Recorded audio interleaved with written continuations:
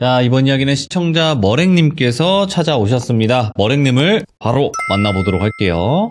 여보세요? 여보세요? 머랭님! 네, 안녕하세요. 반갑습니다. 네. 네, 아이고, 오늘도 이렇게 찾아와 주셨어요. 바쁘신 와중에. 아닙니다. 아이고, 지금 현직 또 간호사를 하고 계시기 때문에 간호사분들의 또 스케줄이 어마무시하다는 걸 제가 다 알고 있거든요. 네. 야, 근데도 이렇게. 오랜만에 꿀같은 휴식을 좀 보내고 있습니다. 근데 휴식인데 시들면 괜찮아요? 아우, 쉬는 날에 해야죠. 네, 아이고, 너무 바쁘신 또 와중에 감사드리고요. 자, 그러면 일단은 바로 출발을 해보도록 할게요. 렛츠가! 기리십니다. 머랭이죠!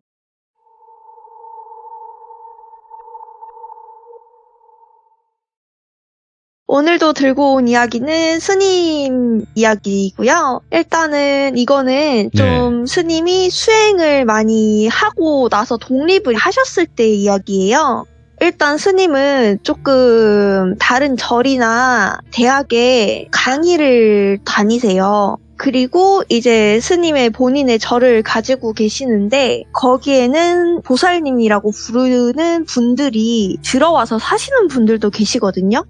따로 돈이나 이렇게 스님이 주지도 받지도 않으시면서 그냥 거기서 공동체 생활을 하시는 거예요. 자의적으로 그냥 거기 절에 들어와서 생활하면서 스님 일도 도와드리고 본인 마음 공부도 하시고 하면서 이제 스님이 이렇게 바깥 일정 있을 때마다 뭐 운전 도와주시는 분들도 계시고요.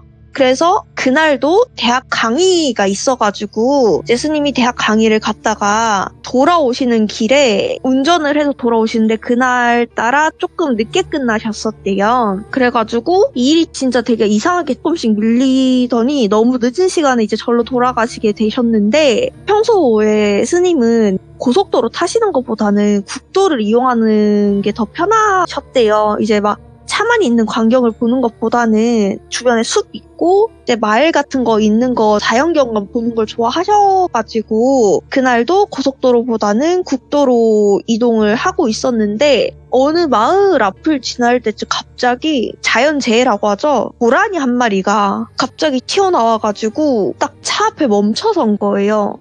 근데 그게 원래는 고라니가 몸통 박치기를 하고 이제 도망가잖아요. 근데 이 고라니 한 마리가 튀어나와서 딱 앞에 선 거예요. 그래가지고 운전하시던 보살님이 놀라셔가지고 핸들을 확 꺾으셨고 차를 박은 방향이 어느 마을 표지판에 차를 딱 박으신 거예요.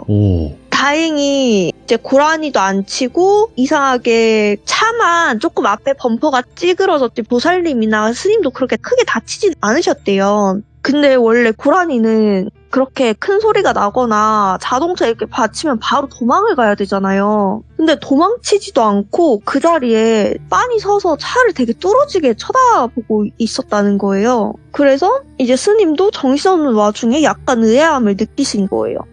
그래가지고 차에 내려가지고 고라니랑 딱 눈을 마주쳤는데 사람을 볼 때랑 뭔가 비슷하면서 약간 다른 이상한 느낌이 드셨다고 하더라고요. 눈을 마주쳤는데 일단 뭔가 얘는 좀 그냥 일반 고라니 같지가 않고 일반 야생 짐승 같지가 않다. 뭔가 지금 나한테 원하는 게 있다. 이런 느낌이 드셨대요. 그래가지고 고라니를 보면서 뭔가 딱 눈을 감고 있었는데 고라니 고기가 계속 마을 쪽을 향하고 있었대요.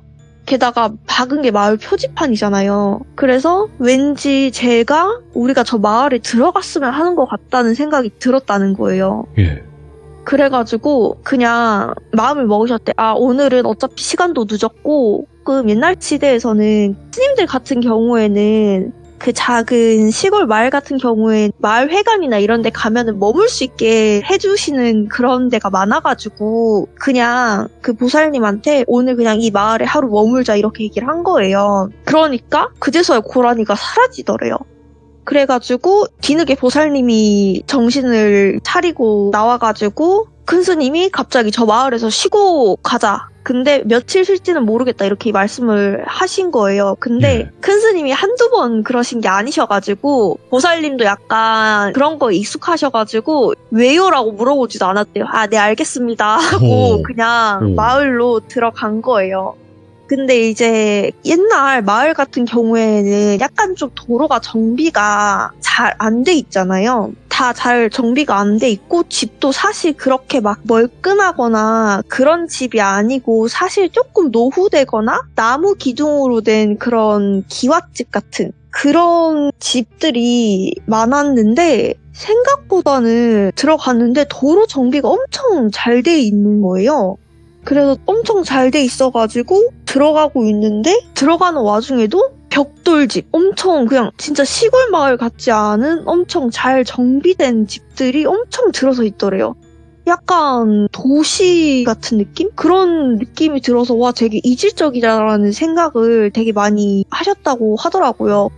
들어가면서 일단은 변명을 생각을 하셨대요. 거기에 며칠 머무를 수 있는 방법을. 일단 마을 표지판을 쳤으니까 그 표지판 비용도 자기가 내야 되고 이제 몸도 조금 다쳤다고 얘기를 하고 큰 스님은 이런 거에 대해서는 약간 거짓말을 잘 하셨어요. 어이구, 나무아미타불, 예. 약간 좀 본인이 촉이 있는 거에 대해서는 그런 걸 진짜 서슴지 않으셨어요. 약간 좀 특이하시죠? 그래가지고 일단은 거의 어둑어둑해져서 중간에 라이트를 켜고 마을 안으로 들어갔고 이제 들어가는 길에 갑자기 스님이 좀 혼자 얼굴이 심각해지신 거예요. 보살님이 보기에는. 그래가지고 물어보셨대요. 왜 그러시냐고 갑자기. 그러니까 큰 스님이 그때 느끼셨대요. 큰 기운은 아니긴 한데 그 깔끔한 마을 곳곳에 지나가는 모든 건물들에 약간 검은 덩어리 같은 원한 덩어리들이 묻어 있었대요. 그래가지고 원한이 조금씩 서려 있는 게 보였다는 거예요. 안 그래도 되게 이질적인 마을인데 원한까지 서려 있는 게 보이니까 일단 이 마을은 좀 이상하다. 이상한데 그런데 그 원한이 전부 흩어져 있어가지고 너무 미약해서 현재 사람들한테 해는 당장에 안 끼치는 것 같았대요. 그래서 더 이상했대요. 일단 그래가지고 진짜 이상하게 생각을 하고 있었는데 마침 지나가는 마을 사람이 있어가지고 잠시 멈추고 이장님 댁을 여쭤봤대요. 예. 이장님 댁을 여쭤봤더니 라이트 딱 한 중앙에 마을에서 제일 높고 큰 집을 손으로 가리켜서 봤는데 금방 지나온 집들과는 다르게 거기에 제일 큰 약간 원한 기운들이 덩어리처럼 여기저기 서려 있는 게 보였대요.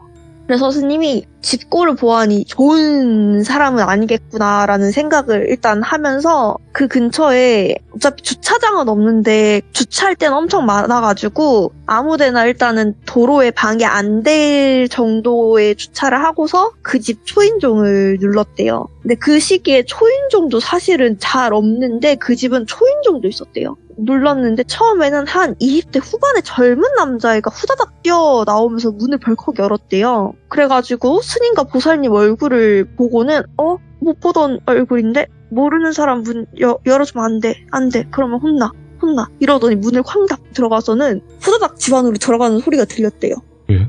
그래서 처음에는 뭐지? 이랬는데 약간 지체장애를 가진 여기 아드님인가 보다 생각을 하셨대요. 그래서 초인종을 한번 다시 눌러야 되나 이 생각을 하고 있었는데 조금 뒤에 다시 문이 열리더니 좀 덩치가 큰 중년 남자가 나와가지고 리슈? 이런 식으로 얘기를 했대요. 근데 이제 그 남자 뒤로는 아까 그 20대 후반 남자가 안절부절 못하고 막 한다리 뱅뱅 돌면서 불안해하고 있는 모습도 보였고 일단 그 모습 자체가 이상했대요. 왜냐면 약간의 그 스님이 알고 있는 지식선 안에서 20대 후반까지 지체장애를 가진 아이를 돌볼 만한 보호자라면은 그 지체장애를 가진 아이가 부모를 믿어야 되거든요. 근데 부모가 앞에 있는데도 저렇게 불안해 한다는 거는 좀 이상하다라는 생각을 했지만 일단은 자기가 온 목적을 밝히고 여기 지내야 되니까 얘기를 했대요. 자기가 일단 나온 남자한테 합장을 하고 자초지종 설명을 했대요. 여기 오면서 이제 고라니가 튀어나와가지고 그 앞에 표지판을 박았고 이곳이 사실 기운이 조금 안 좋은 곳이 많아가지고 그 비용 따로 그리고 사제 의미로 며칠 머무르면서 여기 조금 정화 기도도 좀 해드리려고 하는데 혹시 괜찮으시냐. 또 원하는 분에 한해서 따로 제가 기도나 상담이나 이런 것도 해드리겠다. 이런 식으로 얘기를 했대요. 근데 이제 그 이장은 모르겠지만 그게 되게 엄청난 특혜였거든요. 왜냐면 스님은 그렇게 하려면은 되게 오랜 시간 기다려야 되는 분들이 좀 많으셨어요. 오. 그런데 이제 모르는 사람은 모르잖아요. 그러니까 처음에는 이 이장이 되게 의심을 했대요. 누군데 이 밤늦게 찾아와가지고 정화 기도를 해준다고 하는 것이며 뭔 상담을 해주고 이렇게 하는 거냐 이런 식으로 의심을 하니까 옆에 있던 보살님이 발견한 거예요. 근데 저희 스님이 인터넷에 치면 나오거든요. 그래가지고 열받아서 그분이 그때 인터넷에 쳐서 보여준 거예요. 그러니까 이제 그때 믿으신 거예요.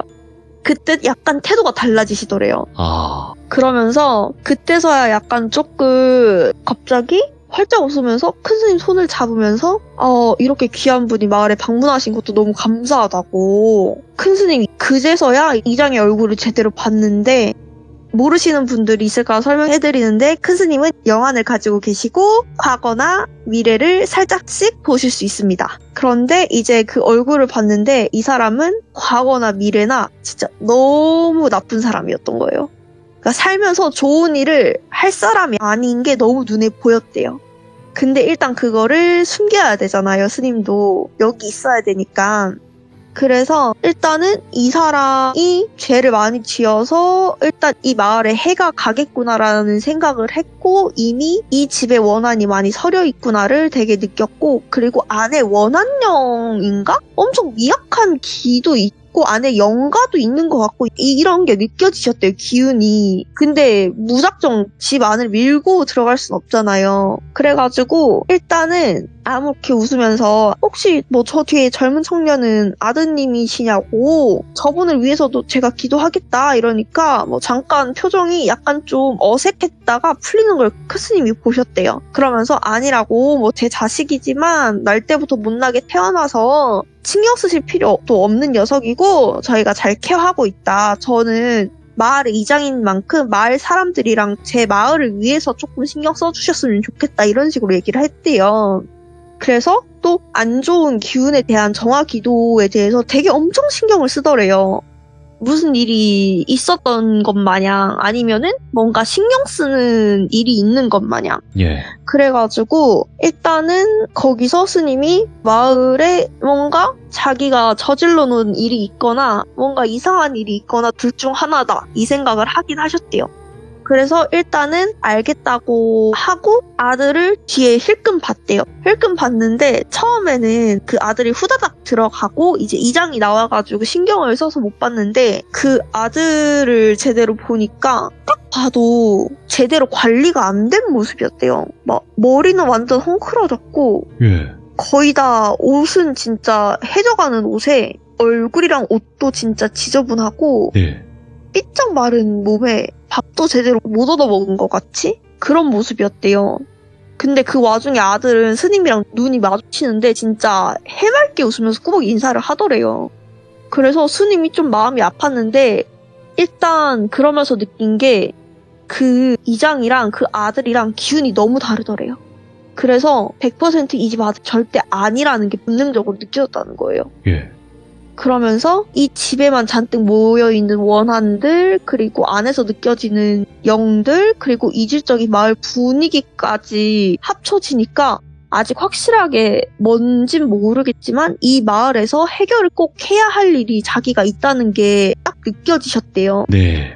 그래서 이장님과 이제 보살님이랑 다 얘기를 나눠서 당분간 마을 회관에서 지내기로 하셨다는 거예요. 근데 이제 이장님은 큰 스님이 돌비를 너무 빤히 보고 있으니까 스님 시야를 가리면서 자기가 안내해주겠다고 하고 마을 회관으로 안내를 했대요. 근데 마을 회관도 진짜 삐까번쩍했대요. 마을 회관 같은 경우에는 진짜 옛날 같은 경우에는 뭐 경로당 같이 조금 1층에 되게 단촐하게 있잖아요. 근데 거기는 무슨 2층에다가 1층에는 따로 막 부엌 공간 같은 것도 있고 1층에도 방 같은 것도 나눠져 있고 2층 공간에도 따로 방이 2개인가 있어가지고 스님이랑 보살님은 2층에 안내를 해줬대요. 방 각각 해가지고. 그래가지고 일단은 오늘 너무 늦었으니까 지금 이 밤에 나가서 파악을 할 수가 없잖아요. 그래가지고 일단 잠을 청하기로 하고 보살님은 내일 절에 가가지고 간단하게 짐을 싸올 예정이었대요. 왜냐면 이제 절에 가는 길에 사고가 난 거여가지고 그렇게 멀진 않았었대요. 그 거리가. 그래가지고 스님은 방 안에 들어가가지고 딱 가우자를 틀고 앉으셨대요. 왠지 오늘 밤은 잠을 못 잘 것 같으셔가지고. 너무 복잡한 기분이 너무 많이 들어가지고 이제 딱 부처님한테 하는 기도 반야신경이랑 이런 걸 읊으면서 있었는데 어느 정도 시간이 흘렀을까? 네? 아까 이장님 집에서 느꼈던 원한이 살짝 담긴 영가가 문 앞에 다가와 있는 게 느껴졌대요. 근데 스님이 그 가부좌를 문을 등지고 앉아서 있었었거든요. 근데 그 원한의 크기는 그렇게 크지가 않았대요, 생각보다. 그 집에 붙어있는 것에 비하면은 그냥 진짜 미약한 거? 촛불 같은 원한이기도 했고, 원한보다는 그냥 너무 가슴이 아픈 느낌이 되게 많이 들으셨다는 거예요. 그래서 그냥 갑자기 큰 스님이 기도를 하다가 눈물이 계속 나셨다는 거예요. 그래가지고 너무 가슴이 아파서 그 자리에서 가슴 막 퍽퍽 치면서 그냥 눈물을 흘리셨대, 소리 없이. 그러면서 눈물이 겨우 멈췄었을 때 스님이 그 밖에서 계속 서 있는 영가한테 들어오시라고 이렇게 얘기를 하셨대요. 그러면서 영가한테 어떤 사연으로 길 가던 사람까지 잡아가지고 도움을 청하실 수밖에 없었는지 저도 알아야 돕지 않겠냐고 이렇게 말하면서 이제 문을 바라보면서 몸을 돌리고 제대로 앉으니까 원한영이라고 하기에는 너무 고운 한복을 차려입으신 할머니 영가가 스님 앞에 다소곳이 무릎을 꿇고 앉았다고 하시는 거예요. 아까 그 이장님 집에서 느꼈던 기운은 훨씬 더 나빴던 것 같은데 이 영가의 기운이 아니었던 것 같대요. 그래서 아까 그 이장님 집에서 느꼈던 기운들이 혹시 그 할머님의 기운이 아니셨습니까? 이렇게 물어보셨대요, 스님이. 그러니까 그 원한들은 다 저의 것이 아닙니다. 그 일부만 저의 것일 뿐 전 그 집에서 그 원한들 사이에서 제 손자를 지키는데 더 힘을 썼을 뿐입니다. 이렇게 얘기를 하더래요. 그 할머니 영가가. 그러니까 그 20대 후반에 그 청년이 자기 손자라는 얘기였죠. 손자분이었다는 얘기였고 이제 큰 스님은 대략 그 손자가 그 집의 자식이 아니라는 건 알고 있었지만 확실하진 않았었잖아요. 그래가지고 그 할머니 영가한테 확실하게 물어봤대요. 그러면 혹시 아까 20대 후반에 그 남자분이 할머님의 손자분이 맞냐 이렇게 물어봤더니 맞다. 그 이장집 부부가 내 손자를 입양한 거다. 친부모가 아니다. 이러면서 할머니 영가의 눈에서 피눈물이 줄줄 흘러내렸다고 하는 거예요. 절대로 내 손자는 저런 짐승보다 못한 집안의 핏줄이 아니라면서 갑자기 막 소리를 쳤다는 거예요. 그러니까 이제 큰 스님께서는 할머니 영가를 막 다독거리셨대요. 그러면서 자초지종을 물어보셨다는 거예요. 그래서 엄청 긴 얘기가 시작이 됐는데 할머니 영가가 이제 손자가 태어나기도 전인 자신의 아들이 어렸을 적부터 있었던 긴 이야기를 시작을 하셨다고 하더라고요. 이야기를 딱 시작하는데 스님은 되게 자기가 그 과거에 빨려 들어가는 회상씬에 갇힌 것처럼 되게 생생하게 느끼셨다고 하시더라고요. 그래가지고 할머니 영가가 얘기하시길 이제 이장님과 자신의 아들은 같은 연도에 태어난 바로 이웃에 사는 소꿉친구였대요. 그리고 그때 이장님은 그 할머니 영가의 시아버지였고 시아버지는 진짜 항상 마을 사람들을 생각하고 심성이 착하셔서 마을 사람들이 지지를 엄청 받으시는 진짜 참된 이장님이셨대요. 그리고 또 그 아버지 밑에서 자란 이제 자신의 남편, 할머니 영가의 남편 역시 이제 심성이 착하고 정직해가지고 시아버지 이후에 이장직을 그대로 물려받으셨다고 해요. 예. 그러면서 똑같이 정직하고 청렴하게 마을 운영을 잘 이끌었다고 하시더라고요. 그러면서 똑같이 남편의 친구도 현재 이장의 아버지랑 친구였던 거예요. 그러니까 바로 옆집이니까 친구일 수밖에 없는 거죠. 시골은 다 그렇잖아요. 네. 같은 학교 나오고 계속 같이 커가면서 밭일밖에 안 하고 농사일밖에 안 하니까 그냥 다 친구였다는 거예요. 옛날 사람들이 다 늘 그렇듯 보수적인 사람들이 많았고 기본 연령층이 고령층이 많았기에 농업 위주로 생계를 꾸려가는 사람들이 많았는데 근데 어느 날부터 마을의 젊은이들 사이에서 언제까지 농사로 먹고 살아야 되는 말이 나오기 시작했대요. 많지는 않았는데 조금씩 의견 차이가 생겼다고 하더라고요.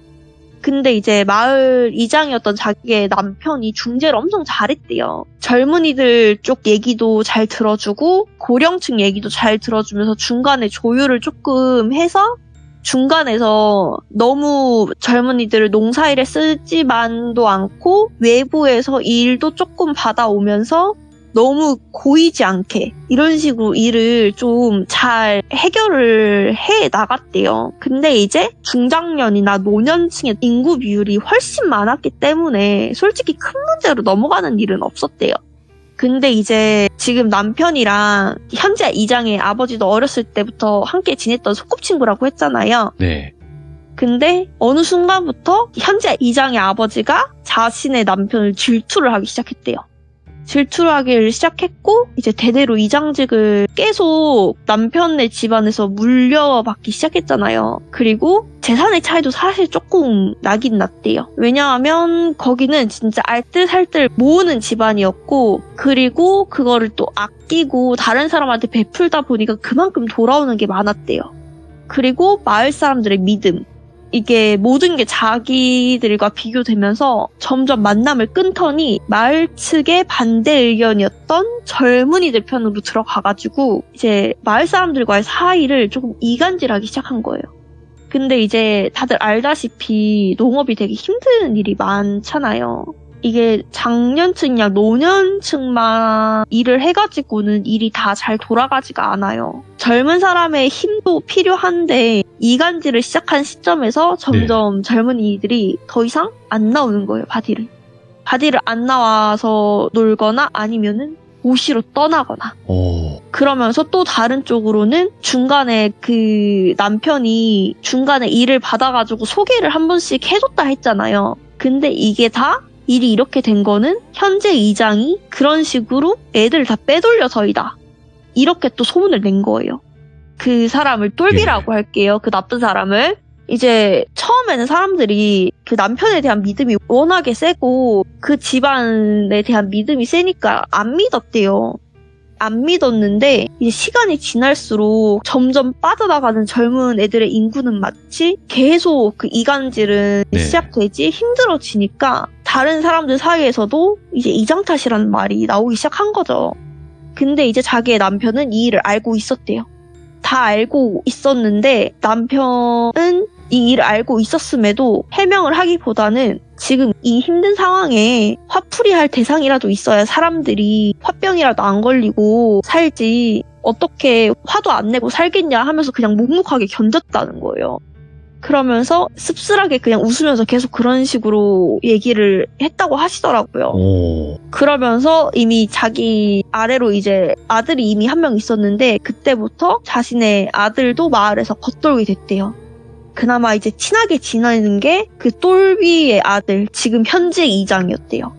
근데 남편이랑 똘비는 사이가 안 좋잖아요.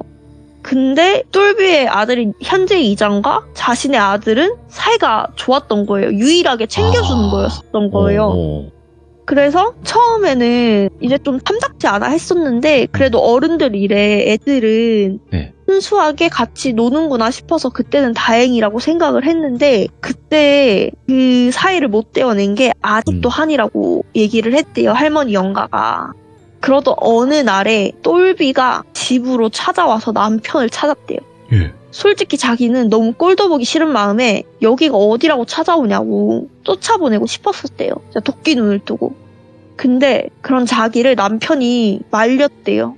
말리고서는 똘비랑 문 앞에서 한참을 이야기를 나누더래요. 그러더니 갑자기 오랜만에 둘이 활짝 웃으면서 악수를 하고 껴안고 헤어졌다는 거예요. 그래서 그 모습을 보고 자기는 너무 답답한 거죠. 지금 이 꼴이 된 게 쟤 때문인데 왜 저렇게 웃으면서 헤어지냐, 무슨 말을 했길래.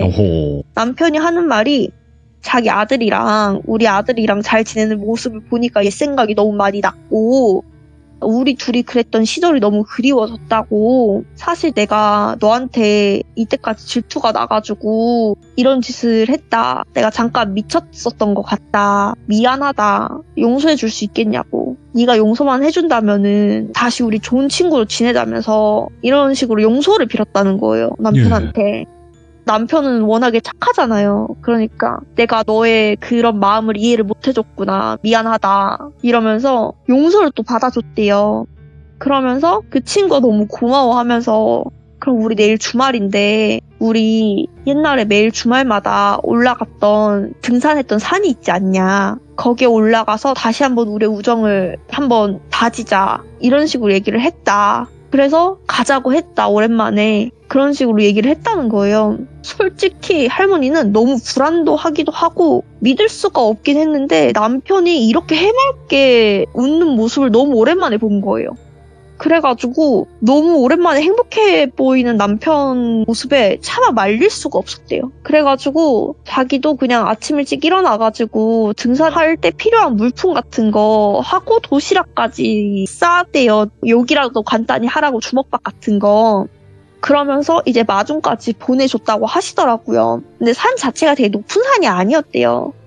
어린애들도 올라가면은 그냥 놀다 내려올 수 있는 그런 산 같은 거였대요.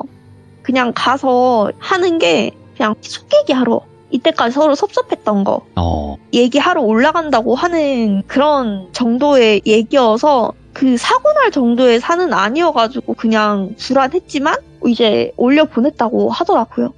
근데 아무리 얘기를 오래 해도 점심때쯤이면은 거의 내려올 만한 쯤의 산이었다고 하더라고요. 예. 근데 2시, 3시가 넘어서도 안 내려오는 거예요. 남편이. 근데 점점 이제 불안해지는 거죠. 왜 이렇게 안 오지? 하면서 문 앞에 서성이고 있는데 앞에 똑같이 똘비도 계속 안 들어오는 거예요. 예. 그래서 계속 기다리면서 왜 이렇게 안 오는 거야 하면서 손톱을 물어뜯고 있는데 갑자기 대문이 벌컥 열려가지고 남편이 왔나 이랬는데 갑자기 똘비가 눈물을 흘리면서 대문을 박차고 들어왔대요. 들어왔는데 이제 그걸 보는 순간 직감을 하셨대요. 심장이 쿵 내려앉고 이제 눈앞이 캄캄해지면서 똘비가 가져온 소식은 남편이 발을 헛디뎌서 이탈길로 넘어졌는데 하필이면은 거기에 뾰족한 돌이 있어서 머리가 찍히는 바람에 어이구. 출혈이 많았고 자신이 거기서 응급처치를 했는데 결국에는 출혈이 많아서 죽었다는 얘기였대요. 이제 할머니는 그 이야기를 듣자마자 바로 기절을 했고 눈을 뜨니 방안이셨대요. 일어나자마자 울면서 자기 남편 어딨냐고 소리를 쳤는데 이미 똘비가 시신을 다 수습을 해가지고 마을회관에서 할머니도 없는데 이미 장례식 준비를 다 했다는 거예요. 왜냐면 장례식 준비 관에 들어가기 전에 그래도 보호자가 봐야 되잖아요. 근데 그런 것도 없이 그냥 할머니는 기절해서 누워있는데 네. 이미 마을 회관에서 장례식 준비를 다 하고 이미 관 안에 눕혀놓고 옷도 싹 다 갈아입히고 피도 다 닦아내고 문상 그걸 받고 있었던 거예요. 오. 그래가지고 이건 절대 우연이 아니라고 생각을 한 거죠. 할머니는 당연히. 그래가지고 비틀거리는 발로 마을회관에 찾아가니까 똘비가 상주띠를 하고 있었대요. 왜냐면 이제 자기 시아버지 시어머니 다 돌아가셨고 남은 거는 자기 아들이랑 자기랑 남편밖에 없었는데 남편은 이제 사망을 했고 네. 자기는 기절해 있고 어린 아들이 상주를 할 수 없었으니까 똘비가 상주를 하고 있었던 거죠. 그래가지고 똘비가 상주를 하는 게 보이는 순간 이제 화가 치밀어 올라가서 똘비 멱살을 잡고 네가 죽였지 이러면서 네가 어제 산에 가자고 했잖아. 내 남편이 그 산만 30년 넘게 다녔는데 발을 헛디뎌? 웃기는 소리 하지 말라고 악소리를 쓰면서 똘비 멱살을 잡고 막 뺨을 내리쳤대요. 근데 똘비는 그 자리에서 무릎을 꿇고 엎드려 빌면서 진짜 죄송하다고 빌었다는 거예요.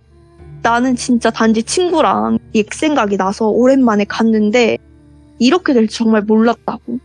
이렇게 될 줄 정말 몰랐고 재수 씨랑 재수 씨 아들한테 진짜 면목이 없다고. 내가 죄인이라고. 울면서 거의 기절할 듯 울었대요, 똘비가. 그러니까 이제 마을 사람들이 할머니를 이상하게 본 거예요.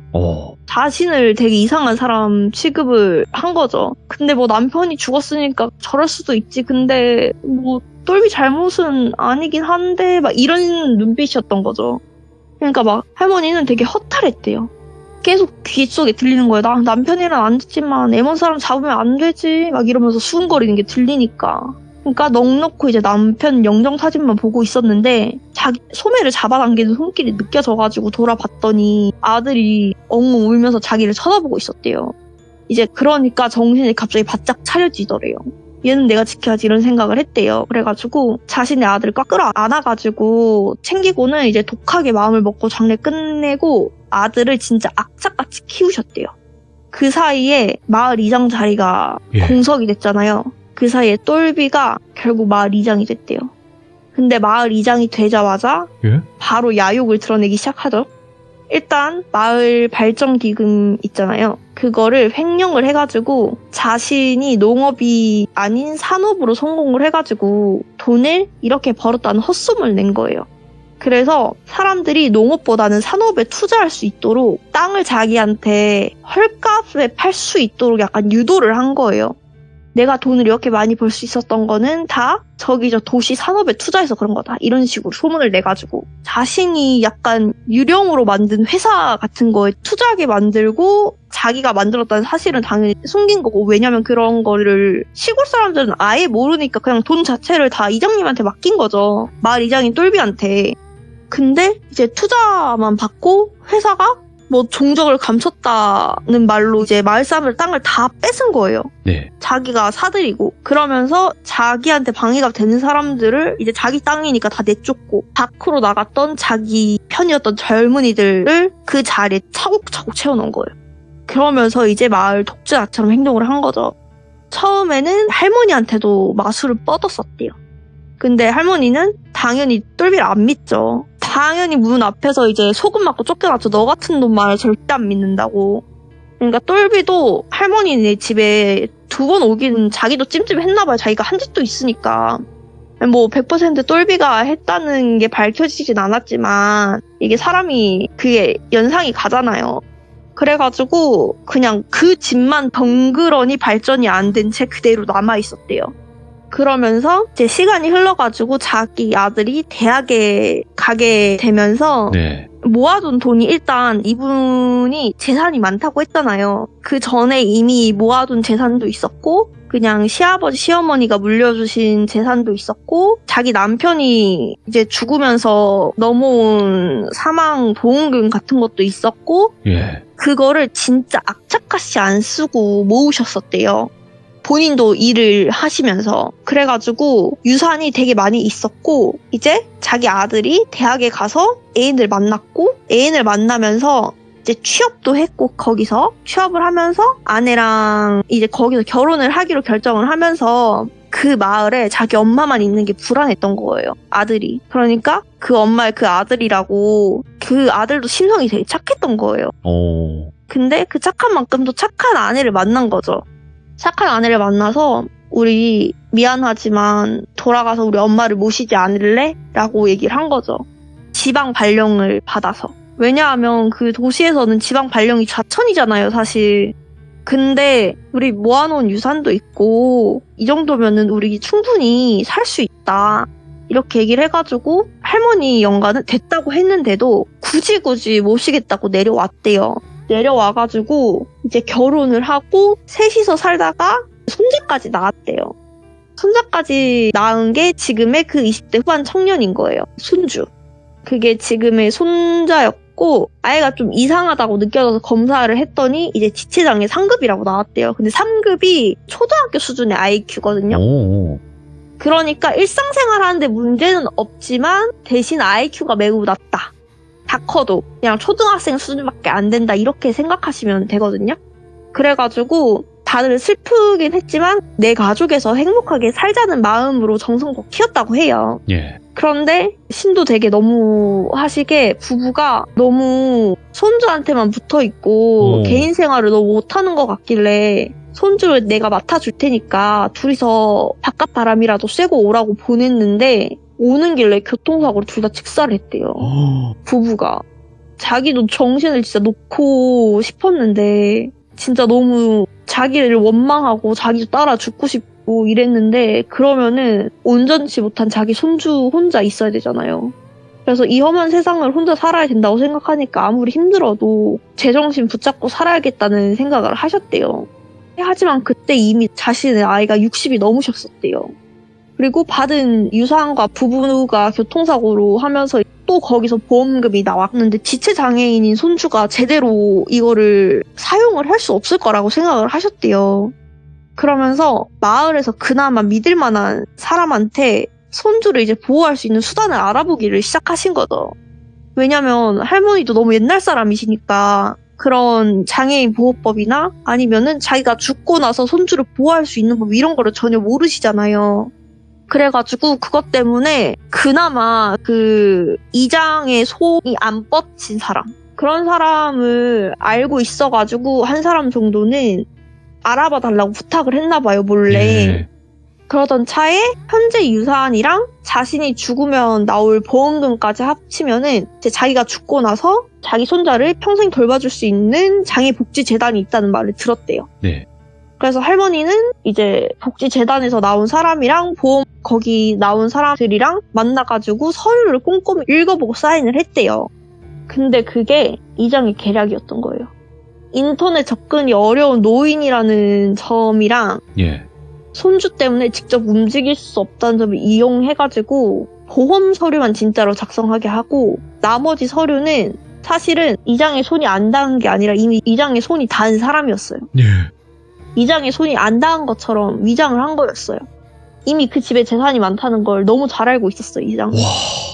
그래서 나머지 서류는 다 가짜고 할머니가 돌아가신 후에 할머니 사인을 도용해가지고 손자를 입양한 거예요. 이게 되게 지금에는 상상도 못할 일인데 옛날에는 게다가 시골이잖아요. 가능했대요. 게다가 할머니는 돌아가시고 없고 손주는 정신지체잖아요. 자기를 변호할 수 있는 수단이 없어요. 게다가 사인 도용했다 해도 그거를 누가 밝혀내겠어요. 비슷하게 했는데. 그래서 손자를 입양을 해가지고 유산을 다 챙기고 현재 이장집에서 살고 있는데 지하 셋방에서 갇혀서 학대받고 있다는 거예요. 엄마, 예. 그래서 할머니는 그 집에 있으면서 자기가 죽어서 그 사실을 알게 됐는데 안 그래도 이장은 지금 너무 많은 나쁜 짓을 해가지고 원한이 되게 많이 쌓인 사람이어가지고 그 집에 있으면은 많은 원한에 노출이 되는데 자기까지 원한령이 돼버리면 손주를 지킬 수 없으니까 예. 원한을 갖는 거를 피눈물을 머금고 포기를 하셨대요. 자기 손주를 차라리 지키는 걸 택하셨대요. 그것도 진짜 저 같으면 전 포기하라고 해도 되게 포기가 안 될 것 같거든요. 근데 손주를 지키기 위해서 자기가 원한령이 되면 가까이 있으면 손주가 더 피해보니까 그렇다고 하시더라고요. 그러면서 이제 큰 스님은 이 긴 이야기를 듣고 인간의 탐욕이랑 그 때문에 한 가족이 고통을 받고 있는 이 상황이 너무 되게 애잔하고 힘겨우셨대요. 들으면서. 그러면서 처음에 이 마을에 들어왔었을 때 느꼈던 이질적인 느낌이 왜 났는지 아셨대요. 주변에 흙과 나무, 산이 다 질비한데 네. 생명력이 너무 약했다는 거예요. 콘크리트가 난무하는 도시들보다 이곳의 터가 메말랐다는 생각을 되게 많이 하셨다는 거예요. 그러면서 자기가 어떻게 도우면 될 것 같냐고 솔직히 나는 완전히 타인이다. 서류 조작이나 학대 사실도 확인 못 시켜줄 것 같다. 이장이 나를 집으로 들여보내줄 것 같으냐. 이제 손자를 돌비라고 할게요.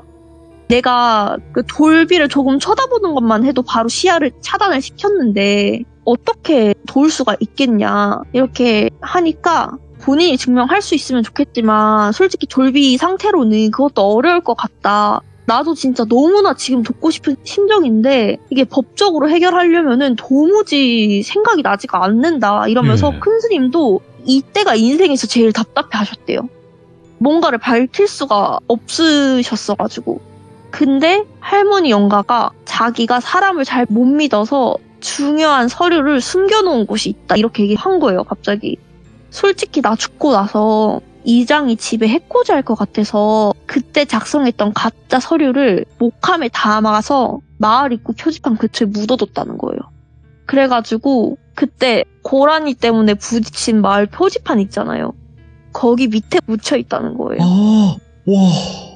큰 스님 진짜 놀라셨대요, 그때. 와, 그렇구나. 예. 그러면서 목함에는 변호사 명함도 있을 건데 그거는 제 아들 친구의 명함이다. 혹시 몰라서 준비를 되게 많이 하셨어요, 할머니가. 자기가 짤막한 유언장도 남겨놨다. 유언장 내용은 내 전재산과 유산을 뭐 자기 손주한테 주고 손주는 나중에 그냥 장애인 재단에서 하는 그냥 그 서류 내용대로 장애인 재단에서 돌봐주면 좋겠다. 만약에 손주가 뭐라도 배워가지고 경제적 자립이 가능하면은 그렇게 됐으면 좋겠다라는 내용을 적어놨다. 예. 이렇게 한 거예요. 그러면서 할머니 영가가 엎드려 비면서 저를 불쌍하게 여기고 돌비를 불쌍하게 여기시고 네. 한 번만 도움을 주시면 안 되겠냐. 제가 저승에 가서도 스님을 향해서 항상 저를 하고 감사한 마음을 잊지 않겠다 이러면서 엎드려 비셨대요. 손바닥까지 이렇게 비비면서. 그래가지고 이제 그 모습을 보니까 스님도 정말 마음이 더 아프셨다고 하시더라고요. 오히려 내가 살면서 이런 덕을 쌓고 남을 도울 수 있게 해줘서 고맙다고. 내가 내일 아침 날이 밝는 대로 목함을 찾아보겠다고. 그리고 이제 돌비분이 편하게 생활할 수 있는 곳도 내가 알아봐 주겠다고. 이렇게 얘기를 하셨대요. 그러면서 이제 할머니 영가는 수십 번을 고개를 숙이면서 인사를 하다가 스르륵 사라지셨대요. 오호. 당연히 스님은 도저히 잠이 안 오시죠. 밤을 새셨대요, 아예. 새벽 날이 밝자마자 스님은 이제 보살님을 깨워가지고 어제 사고 난 곳을 차를 타고 찾아가셨대요. 왜냐면 아침에 다른 사람들이 눈이 있을 때 찾아가면은 뭔가 안 될 것 같다는 느낌이 들어가지고 한 새벽 4시 반? 그때쯤 일어나서 원래 그때가 스님들도 다 일어나는 시간이거든요. 보살님도 그때 예. 활동을 하시고. 근데 일단 그쪽은 지금 생명력이 다 죽은 기운이라고 했잖아요. 예. 거기 농사가 잘 안 되나 봐요. 그래서 농업으로 생활을 하시는 분들이 거의 안 계셨어요. 그래가지고 일찍 일어나는 사람이 별로 없어서 새벽부터 거기를 가가지고 간밤에는 어두워서 그 마을 표지판 아래쪽을 잘 못 봤는데 잔디가 약간 덜 올라온 흙 같은 게 보였대요. 그 부분이. 그래가지고 바로 주저앉아가지고 스님이 땅을 파기 시작한 거예요.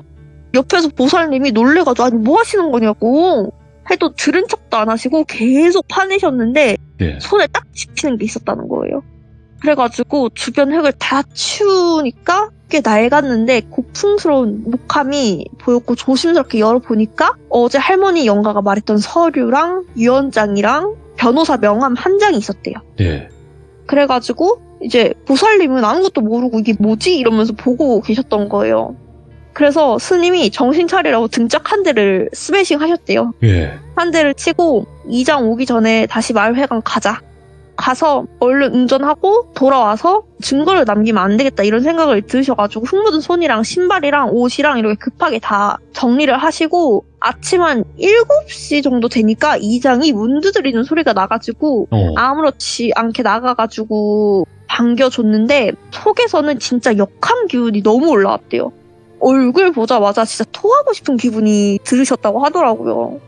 그래서 친해지는 않고 1층으로 안내를 하길래 따라 내려가니까 마을 사람 몇몇이 있었대요. 그러니까 마을 사람들 중에서도 약간 중책을 맡은 사람들이라고 하더라고요. 그러면서 미리 인사드리려고 한다고 인사를 시켰는데 진짜 어느 하나 깨끗한 놈이 없었다고 하더라고요. 그러면서 그 중에 한 놈이 자기가 과거에 할머니 영가가 보여줬던 그 사기친 놈도 한 명 있는 거예요. 그래서 진짜 그때 약간 못 참으실 뻔했대요. 표정 관리가 안 되실 뻔했대요. 예. 근데 그냥 스님은 진짜 초인적인 인내심으로 참고 합장하고 웃으면서 다 인사를 했대요. 예. 그러면서 이제 이장이 아침을 차려놨으니 편히 드시고 혹시 정화기도는 언제부터 가능한지 물어봤다고 하는 거예요.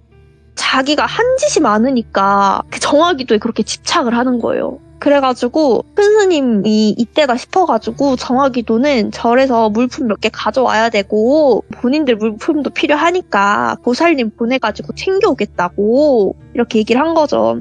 그러면서 자기는 그냥 여기에 남아있고 보살님만 보내겠다 하니까 이장도 알겠다고 다녀오시라고 하고는 나갔다고 하더라고요. 그래서 큰 스님은 방 안에 이제 구비되어 있던 종이랑 펜으로 대략적인 사정을 다 써서 접은 뒤에 보살님한테 조작된 서류랑 이제 유언장, 편지, 명함을 건네면서 명함에는 원래 그 변호사 그분 주소도 적혀 있잖아요. 예.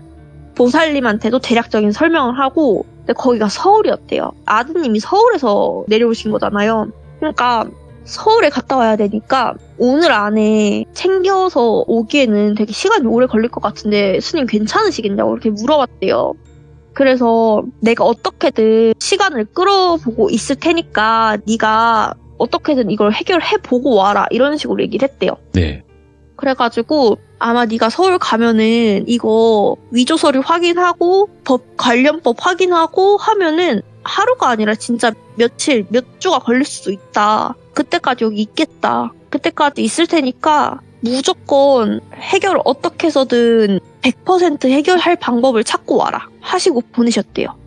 이제 그렇게 보내고서는 일단은 서울에 도착을 했다고 연락을 받으셨대요. 네. 밤늦게. 그러고서는 이제 변호사님이랑 만났고 그 아드님 소식을 전했고 손자분 소식을 전하니까 네. 그 친구분이 되게 화가 많이 나셨나 봐요. 그래가지고 아예 자기 퇴근 시간도 반납을 하고 관련법을 이제 찾아보기 시작했는데 아무리 빨라도 일주일일 거라고, 자기가 아무리 노력해도 이건 일주일 정도 걸릴 거라고 이렇게 얘기를 하더라고요.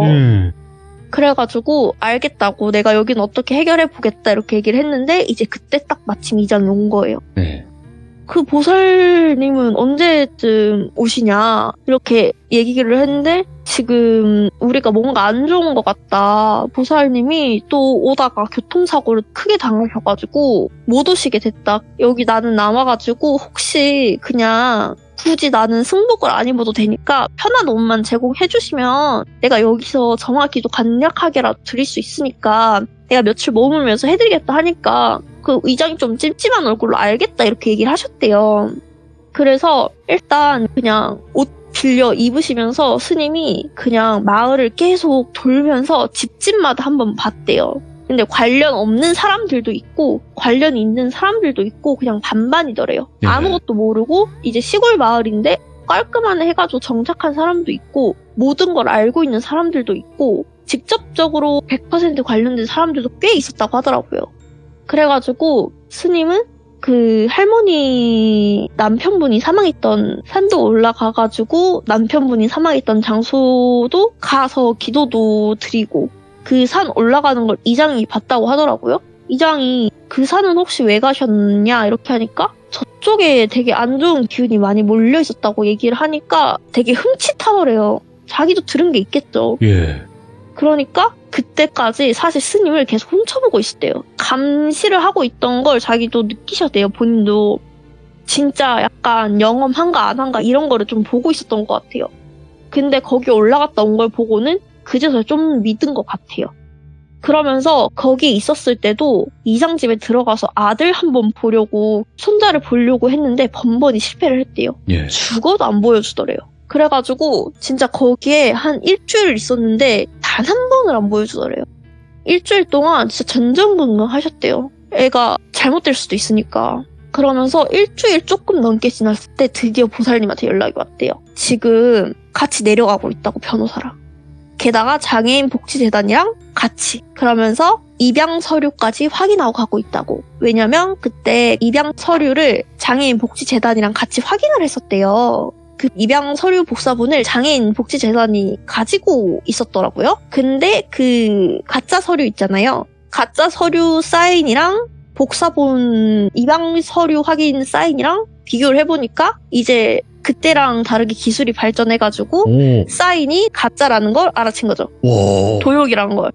그래서 그거를 확인을 하고 완벽한 증거까지 잡고 내려간 거죠. 이제 할머니 유언장 필체도 있으니까. 네. 그래가지고 한 1시간 정도 있으면 들이닥칠 거다 해가지고 그때 스님은 빨아뒀던 도복을 그때까지 안 입고 계시다가 정갈하게 도복을 다시 차려입고 기다리고 계셨대요. 그러면서 경찰관이랑 변호사랑 장애인 복지대단이랑 같이 들이닥쳤습니다. 이장 집에 들이닥쳤고요. 원본 어딨냐 이랬는데 그게 언제적인데 원본을 가지고 있겠냐, 없다 이랬는데 스님도 같이 집 안에 들어갔는데 할머니 영가가 원본 있는 곳을 가리키더래요. 금고가 하나 있더래요. 오? 금고가 하나 있어서 이거 열어라. 경찰이 같이 동행하니까 열 수밖에 없었겠죠. 거기에 온갖 장부와 돈, 금괴, 입양 서류 원본이 있었습니다. 그리고 확인을 해보니까 와. 횡령, 사기, 그리고 거기에 가담한 임원들까지 예. 이름이 다 적혀 있었어요. 이장도 너무 꼼꼼했던 거죠. 사람을 못 믿었던 거죠. 아, 남겨놓은 거 보니까. 다 남겨놨던 거예요. 하나도 빠짐없이 다 같이 잡혀 들어갔고요. 다행히 그 지하에서 문이 잠겨있는 지하였어요. 밖에서 잠겨있는 지하였는데 문 여니까 거기서 정말 쓰레기 같은 환경이었다고 그러셨어요. 예. 안에 진짜 작은 화장실 하나 있는 매트리스도 없는 그런 작은 방 안에 진짜 김치랑 밥밖에 없는 냉장고 하나 있는 그런 방 안에 있었다고 하더라고요. 씻을 공간도 따로 없는. 그래서 처음에 너무 마음이 아프셨대요. 그러면서 장애인 복지시설에서 일단 손자분을 데려가려고 했대요. 근데 손자분이 갑자기 큰 스님을 보더니 큰 스님을 따라가겠다고 한 거예요. 오? 자기는 여기 할머니 따라가고 싶다고 이런 식으로. 오. 갑자기 스님한테 할머니라고 하는 거예요. 그래서 할머니 따라가겠다고 계속 고집을 부리는 거예요. 뒷체장이 3급이긴 하지만 초등학생 자기 의사 표현이 확실하잖아요. 그래서 본인 의지가 너무 확고하고 할머니 영가도 스님한테 부탁한다는 말만 하고 사라지셨어요. 이제 그때쯤. 오.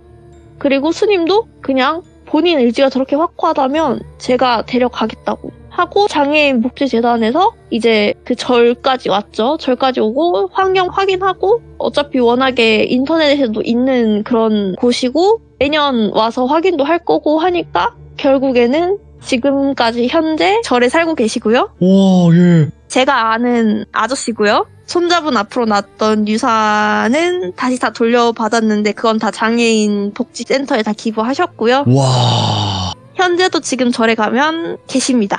지금은 시간이 그렇게 흘러서 네, 이제 아저씨라고 표현을 할 정도의 나이가 되신 거네요. 맞습니다. 와. 현재도 전혀 그런 일이 있었는지 모를 정도로 굉장히 해맑게 여전히 쓰십니다. 야, 사필 처음 규정이야. 봤었을 사필 규정이야. 때는 저랑 딱 눈높이가 맞아서 재밌게 잘 놀았습니다. 근데 진짜 아니 결말이 정말 새드 엔딩이면 어떨까 막 걱정을 많이 했는데 천만다행이네요 진짜로. 네, 감동적이긴 합니다 확실히. 그쵸. 네, 오늘 너무 고생 많으셨습니다 머랭님. 네, 네, 정말 감사드립니다. 고맙습니다. 네, 수고하셨습니다. 네, 다음번에 또 찾아와 주세요. 네. 네. 인강모 있을까 없을까 저희는 또 이야기하곤 하죠. 네, 그리고 사필 규정 있을까 없을까 모든 건 다시 다 제자리로 돌아오는 법입니다. 여러분들 항상 이런 이야기를 들었을 때 또 많은 걸 느끼게 되고요. 그리고 우리 규정님들이 이 이야기를 들었을 때 어떤 의견들이 있었는지 또 궁금하긴 합니다. 여러분들의 생각과 의견을 댓글로 꼭 남겨주시길 바라겠습니다. 감사합니다.